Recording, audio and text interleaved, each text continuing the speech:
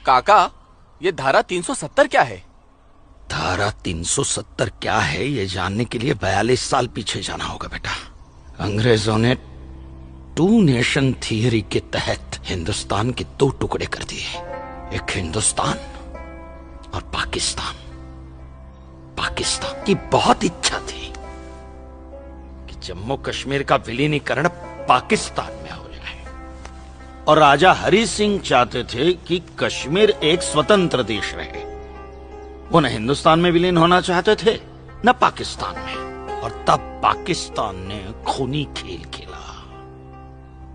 अक्टूबर 1947 में पठानी कबायलियों को जम्मू कश्मीर के खिलाफ उकसाया, कश्मीरी पंडितों का कत्लेआम करवाया। ऐसे हालात देखकर राजा हरि सिंह ने घबराकर नेहरू जी से कहा, कृपा करके आप कश्मीर को बचा लीजिए।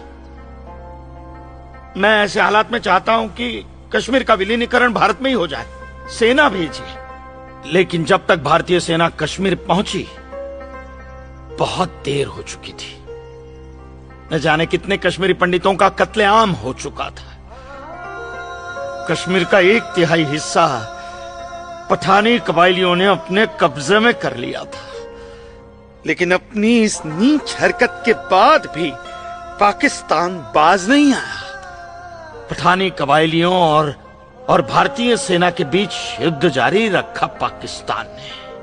संयुक्त राष्ट्र सुरक्षा परिषद के 3 सदस्य आयोग की रिपोर्ट पर 13 अगस्त 1948 को पठानी कबायलियों और भारतीय सेना के बीच युद्ध विराम घोषित हुआ, और यह तय किया गया कि कश्मीर समस्या का हल जनमत के आधार पर ही होगा। सितंबर 1951 में मताधिकार के बाद एक बार फिर जम्मू कश्मीर के भारत में विलय की पुष्टि की गई, मगर इसी दौरान शेख अब्दुल्ला ने अपने हाथों से धारा 370 का ड्राफ्ट तैयार किया और नेहरू जी को सौंपा।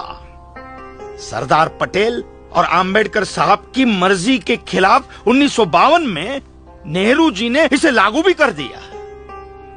इसी धारा 370 की वजह से नेहरू जी ने कश्मीर को एक ऐसा विशेष दर्जा दे दिया जिसमें जम्मू कश्मीर राज्य ने हिंदुस्तान से अपना एक अलग संविधान स्थापित कर लिया। इसी धारा 370 की वजह से हमारे हिंदुस्तान का राष्ट्र ध्वज अलग है और कश्मीर का भी ध्वज अलग।